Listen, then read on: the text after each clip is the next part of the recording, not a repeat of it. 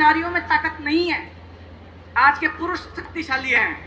मैं इसका सबसे बड़ा प्रमाण देता हूं गंगापुर वालों। और बात अच्छी लगे और सच्ची लगे तो अपने शौर्य के सम्मान में, पुरुषों के शौर्य के सम्मान में आपके हाथ उठे, और अगर आपके हाथ नहीं उठेंगे तो मैं समझ जाऊंगा कि आप लोग पुरुष नहीं हैं। बहुत अच्छे मित्रों, जब भी कोई लड़का या जब भी कोई पुरुष किसी सेन भगत की दुकान से या दाढ़ी कटिंग की दुकान से घर आता है तो आते ही सबसे पहले नहाता है किसी महिला में इतनी ताकत के ब्यूटी पार्लर से आए। वाह, बहुत अच्छे बेटा। एक वाक्य बहुत तकलीफ देता है, बेटी बचाओ, वहां तक तो ठीक था, ये आगे लगे बेटी पढ़ाओ। तो मित्रों, मैंने सहजता में पूछ लिया किसी से कि मैंने कहा क्यों पढ़ाओ, तो दिनेश भैया ने मेरा कान पकड़े, बोले हिमांशु तू भले कुछ भी कर चुका हो लेकिन तेरा अनुभव छोटा है बेटा, गलत बात मत किया कर। मैंने कहा गलत बात क्या करी? बोले हिमांशु, इस देश में एक लड़की पढ़ लेती है तो परिवार के 4 लोगों को शिक्षित करके छोड़ती है। मैंने कहा दिनेश भैया, उसके पीछे जो कॉलेज के 40 लड़के फेल होते हैं पुरुष बहुत बोले होते हैं। पिछले साल कोरोना में मेरे दोस्त के मम्मी पापा और उसकी बीवी तीनों मर गए। तो उसके पिताजी मरे तो 10 दिन रोया, माताजी गई 15 दिन रोया, बीवी गई 1.5 महीने से चुप ही नहीं हुआ। मैंने जाके बोला, मैं साले जोरू के गुलाम, पापा और मम्मी के जाने पे 10-15 दिन, बीवी के जाने पे 1.5 महीना। बोले भैया ये गांव वालों की वजह से रो रहा हूँ। मैंने गांव वालों ने क्या करा? बोल भैया जब मम्मी गई तो गांव की 15-20 महिलाएं बोली बेटा तू धीरज रख, मत रख, हम तेरी माँ गई है। बहुत अच्छे भाई साहब, पिताजी गए तो 15-20 बुजुर्ग आ गए, बोले बेटा तू धीरज रख, हम तेरी माँ बाप जैसे हैं। भाई साहब बेटा क्या बीत गई है, कमाल है। काम के लोग जो मिलते हैं, कदम कदम पर जयचंद मिलते हैं, और जब भी मुसीबत आती है किसी शहर पर, एक पुलिस को छोड़कर सभी दरवाजे बंद मिलते हैं। तालियां आपकी उठनी चाहिए मित्रों। बाबा ये बोलते हैं ना महिलाएं भोली होती है, बिल्कुल नहीं होती। मेरे यहाँ तो एक आंटी रहती थी, उन्होंने इतना लंबा टीकी लगाती थी ऐसा लगता था किसी ने 10 का कलदारी चिपकाया माथे पे। मैंने आंटी इतनी लंबी बिंदी, बोले बेटा वो पत्ती की आयु बढ़ती है ऐसा माँ कह के गई है। थोड़े दिन बाद बिंदी छोटी हो गई। मैंने कहा आंटी क्या हो गया? बोले बीमार हो गए। अच्छा है चाचा जान, थोड़े देर बाद बिंदी छोटी हो गई। मैंने कहा आईसीयू में चले गए। थोड़े दिन बाद बिंदी वो डॉक्टर ने कह दिया लेके चले जाओ, इनका कुछ नहीं हो सकता। देखो, महात्मा गांधी ने कहा था स्वदेशी अपनाओ, स्वदेशी अपनाओ। हमारे यहाँ एक नेताजी ने विदेशी लिया, परिणाम आपके सामने। एज मशीन बनाऊंगा,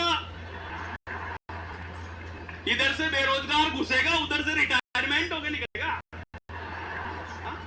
एक गर्ल्स स्कूल में चतुर्थ श्रेणी कर्मचारी का नाम था प्राणनाथ। अब संकट ये था कि महिलाएं जो अध्यापिकाएं थी उसको किस नाम से बुलाएं? ये तो कह नहीं सकती कि प्राणनाथ इधर आना, क्या कहते तो खुद के प्राणनाथ से तलाक हो जाए।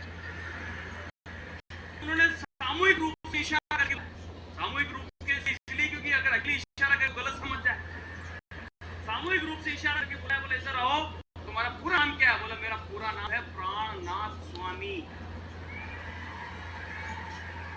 अब किस नाम से बुलाऊं? बोला घर पे किस नाम से बुलाते हैं? बोला बलमा। बोला मोहल्ले वाले किस नाम से बुलाते? बोला साजन। का गीत सुनोगे कि हिंदी में सुनोगे? बोलो हिंदी में। क्या बात है, हिंदी में सुनो। नहीं, मुझे तमिल तेलुगु भी आती है, संस्कृत में भी आती है। मैं पिछले दिनों कवि सम्मेलन में गया, संचालन कर रहा था। एक आदमी उन आयोजकों में से आया और बोला भाई साहब आपको संस्कृत आती है क्या? मैंने कहा क्यों पूछ रहा है? बोला नहीं साहब, हमारे यहाँ एक कवि ऐसा है जो संस्कृत में आकर के कविता सुनाएगा, जब वो कविता सुनाएगा संस्कृत में तो आप उसका हिंदी अनुवाद करके जनता को सुनाओगे। ये मरवाएगा। मैंने पूछा एक बात बताई, जो सामने श्रोता बैठे इनको संस्कृत आती है क्या? नहीं आती। मैंने कहा फिर तो बता दे। वो संस्कृत में आया और कविता पढ़ने लगा। संस्कृत का कवि चरित्रम भाग्यम। मैंने कहा मंत्री के चरित्र को देख भाग गया। क्यों न जाना निकलो मनुष्य देवदान से मनुष्य भाग कर कहा गया, कुत्ता क्या जान पाएगा।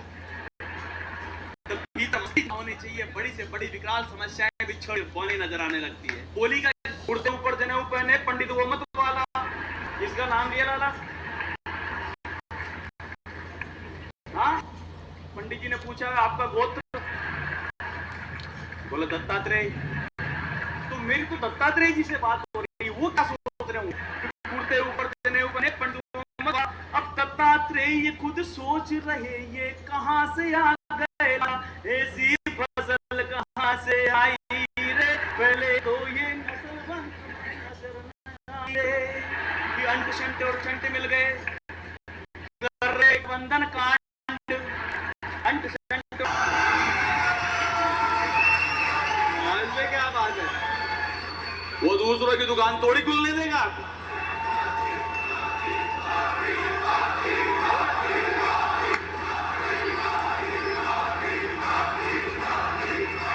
देखो, इस टिप्पणी का मतलब ये मत समझ लेना कि मैं भारतीय जनता पार्टी का कार्यकर्ता हूं।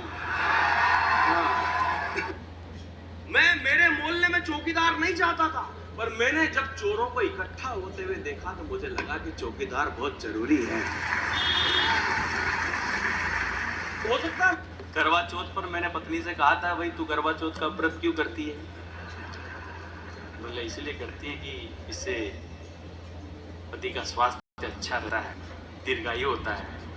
हालांकि गाय के भूखे मरने से सांड के स्वास्थ्य का क्या संबंध होगा? कुछ होता ही होगा। मैंने तो एक और भाभी से पूछा, भाई जी आप करवा चौथ का व्रत क्यों करती हैं? बोले इसलिए करती है ताकि अगले जन्म में भी यही पति मिले।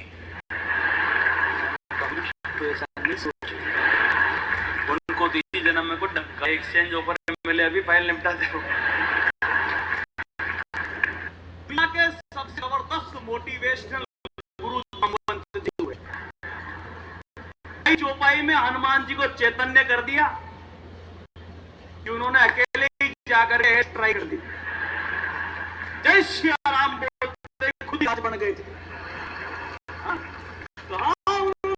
ने कहा रीचपति सुन हनुमाना काच प्रसाद रहे बलवाना, अरे पवन दे पवन समाना विवेक विज्ञान निधाना, कवन सो कठिन जग माही।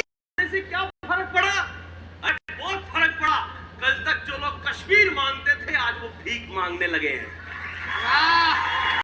बाबू क्या हुआ? उससे पहले यूरोप से एक कुत्ता आया, बड़ा ताजा हट्टा कट्टा मुस्टंडा। तो एक भारतीय पतले कुत्ते ने उससे पूछा कि यार लगता है तुम्हारे वहाँ खाने बिल्कुल भी नहीं है। बोला हाँ नहीं है। तो बोले फिर इंडिया में क्या लेने आए? बोले यार खाने पीने की तो कोई कमी नहीं है, पर वहाँ इंडिया के जैसे भौंकने की आजादी नहीं है। अभी वो एक तो भौंका, बोला 15 करोड़ 100 करोड़ पे भारी है। ऐसी स्थितियों में लोगों को जो गलत ऐसे आ रहे हैं, तो माता सरस्वती के मंच से कुछ ऐसी बातें भी जानी चाहिए कि पत्थर के बाद जब गिरफ्तार हुए, अब जमानत के लिए वही तो कागज दिखा रहे हैं जो एनआरसी में दिखाने थे।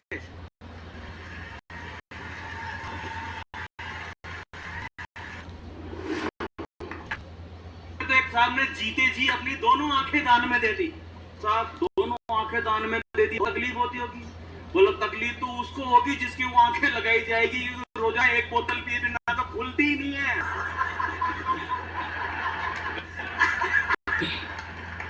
ये तो परिवर्तन आएंगे जो कि हमारे देश के माननीय प्रधानमंत्री जी ने पहले कह दिया। जब गुजरात मुख्यमंत्री के बाद प्रधानमंत्री बनने के लिए बोले देश की विचारधारा बदल आया हूं, तो शुरू के कार्यकाल में उन्होंने विचार बदले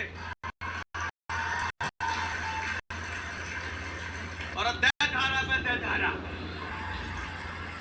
बापू मैं तो अभी पिछले गया, मैंने जाकर के एक आदमी को 500 रुपए दिए। मैंने कहा छुट्टे देना। तो कांग्रेस में भी बहुत लोग हैं हाँ, जिनको विश्वास है कि बैल एक दिन दूध देगा। जय श्री राम बोलते ही रामायण काल में राक्षस भड़क जाते थे। आज भी ऐसी है। नैनम छिदन्ति शस्त्राणि नैनम दहति पावकः नैनम क्लेदयत्यापो न शोषयति मारुतः। आत्मा को न गलाया जा सकता है, न जलाया जा सकता है, न छेदा जा सकता है। लेकिन कांग्रेस बोला बेचा तो जा सकता है। 14 साल साल बाद जब राम घर आए तब दीपावली मनाने लगे इस देश में धरती पर। 500 साल बाद राम मंदिर बना, पूरे पहाड़ में दीपावली मनाई। ये कहें कि हम जाने की क्या जरूरत है? सोचने की बात है। डॉक्टर साहब ने उससे पूछा, इसकी आंखें टेस्ट कर रहे थे। बोला आप कांग्रेस में हैं? बोला हाँ हाँ, आपको कैसे पता? बोला आपकी आंख में जरा भी शर्म नहीं।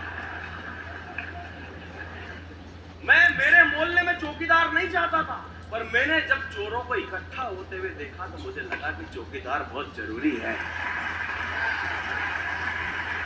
हो सकता है मेरे कभी मुझसे नाराज हो जाए कि यार ये कविता तो इशारों की भाषा है, डायरेक्ट कहने की क्या जरूरत है? अरे इशारे समझते तो 500 साल लगते क्या?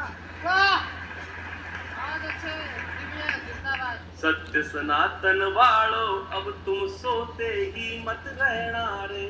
सत्य सनातन वालो अब तुम सोते ही मत रहना रे। जिसने मंदिर बना दिया उसे वोट देना रे। मोदी लाना रे, हारे मोदी लाना रे। जिसने अड़चन